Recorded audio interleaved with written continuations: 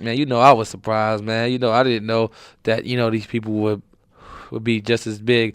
I felt like I was in Queens, I felt like I was home in NYC in New York at the tunnel. And like these brothers knew, like, they was wild and everything, just like, back home. And I was really impressed, man. I didn't want to get on stage. I came out here, and Cameron I'm a big fan of Cameron, and that's my man. And Charlie Baltimore's, really cool.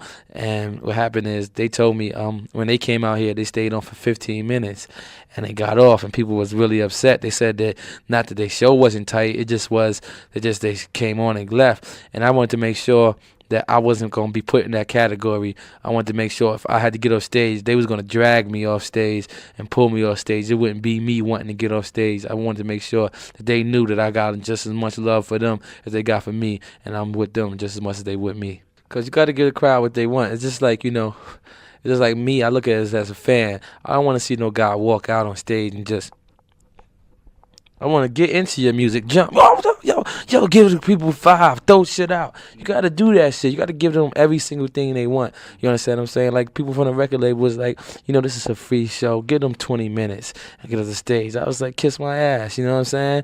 I said, nah, man. These people was screaming my name. They want me. You know what I'm saying? They feeling me. They want to see me. I'm not going to just give you to a half-ass show, even if it's free. You know what I'm saying? I'm going to give you the best show I could do possible each and every time I come out. So it doesn't matter if it's free, if it's for 10,000, for 5,000, for 500, 100, or $10, a bazooka bubble gum. It don't matter. I'm gonna come out and I'm gonna do that shit. You know what I'm saying? And I'm gonna represent because I'm a fan too, and I know what I want to see as a fan. Keep it real with the streets. I was gonna jump in the crowd. Told them to move out the way. I jump in the crowd. My people was just, no, no, no, no. I was like, I don't care, move. Tim Westwood said, no, no, no, Viega. And I said, Tim Westwood said, tuck your chain in. And I said, no, I'm not tucking my chain in. And people was like, no. I was like, all right. So I wanted to, even after the show, I walked in through the crowd, interacting with people, giving them 5s and taking pictures. And that's just like the realness. It's like, you can't never lose who you are and where you came from. You always got to remember that you still a ghetto kid, no matter how rich you get, no matter how much money you get, you're still going to be a ghetto kid, you know what I'm saying? So just keep it with the ghetto, and if the ghetto love you, you got to get the ghetto back some love. That's why, like, people from the record label was telling me, get on stage last night. And I was like, yo, man, every time a person asked for a record, I gave it to them. You understand what I'm saying?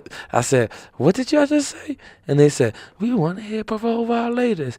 I looked at my DJ, gave him the cue. You know what we doing. Parole Violating Fugitives on the Run, son.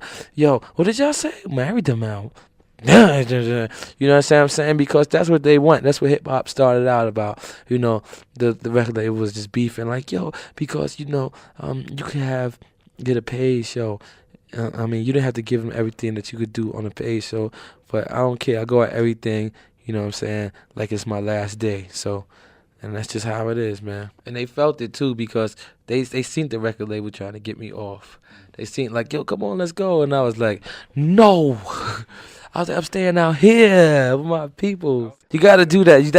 That's what this game is about. You gotta make the crowd feel like they your friends, cause they are. You understand what I'm saying? They are, cause in reality, I got the same skin as you got. You got the same skin as I got. I got the same blood you got. You got the same blood I got. But like sometimes, most of the time, especially overseas, like they don't never get to see these artists that they hear, and you know what I'm saying? They don't never get to. They just hear their records, and they don't never get to see them in America, and then.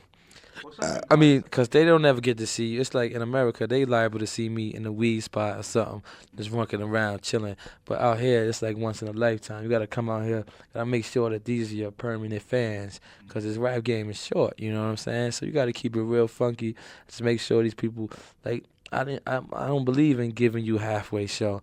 You understand what I'm saying? I believe in giving you everything you want and more than what you ask for. You understand what I'm saying? It's just like I made the crowd feel a part of me.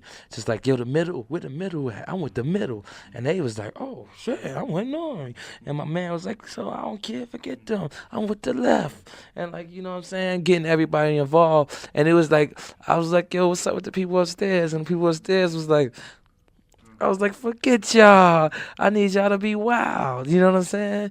And every time I said the middle, they was the left, and you know they felt like they was on stage with me. Believe it or not, they was behind me. If you believe it or not, and that's just how I like it, man.